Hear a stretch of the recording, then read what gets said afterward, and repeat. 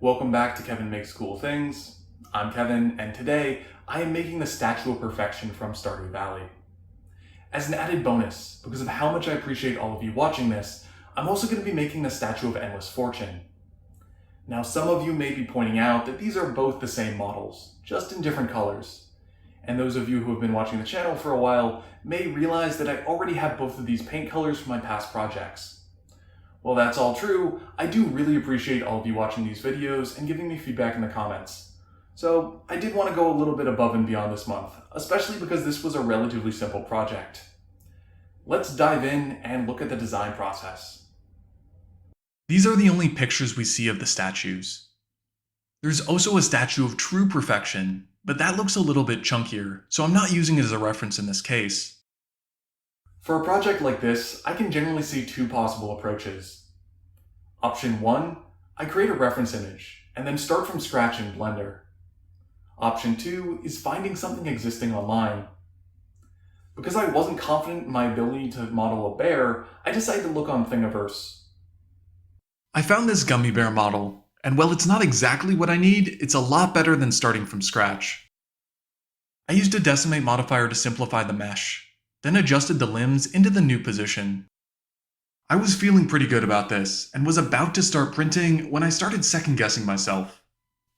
I'm trying to do something that speaks to the spirit of this design, even though I'm not using the actual pixel art style.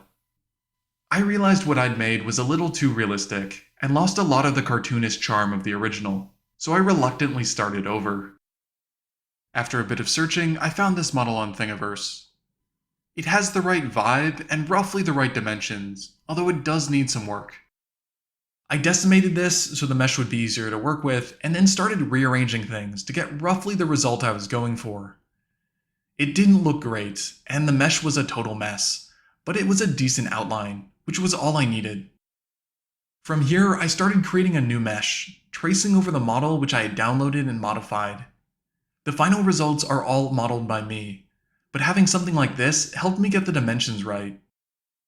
To get the face right, I had to use a difference modifier to cut in the eyes and mouth, which got the details in there correctly, but made a mess of the mesh, which caused issues when I was trying to apply a subdivision surface modifier to smooth this all out.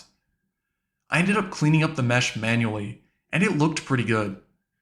Afterwards, I successfully applied the subdivision surface modifier, and this was looking surprisingly decent. I decided to rotate the model so it was printed on its back.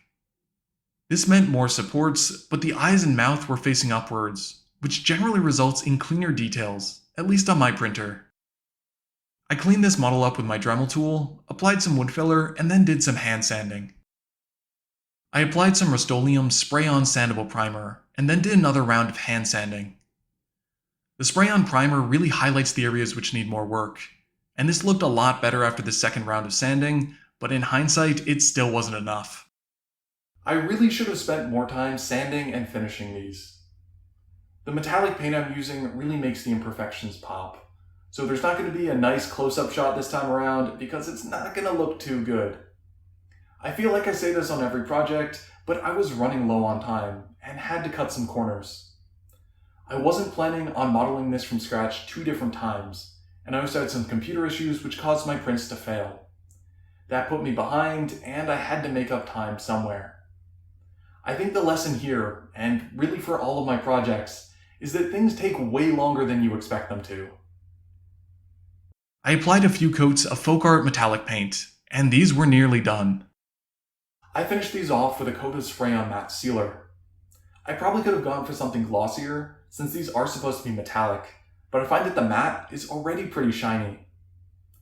Overall, I'm alright with how these turned out. Frankly, I'm disappointed in myself for the job I did finishing these, and I really wish I could go back in time and do some more sanding. But the modeling, on the other hand, is really quite good given my current skill level. That's relevant for some of my upcoming plans.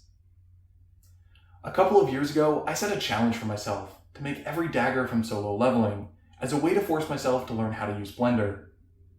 The results weren't always pretty, but I learned a lot in a short period of time. I'm planning to start a challenge like that, and go through some different solo leveling and Stardew Valley projects to force myself to learn modeling. And these were my initial tests, which went pretty well. If you like these, check out the video description. I'll post the models on Thingiverse and there'll be a link there. If you enjoyed this video, then please leave a comment or a like. If you want to support the channel and see my future projects, then go ahead and subscribe. Until next month.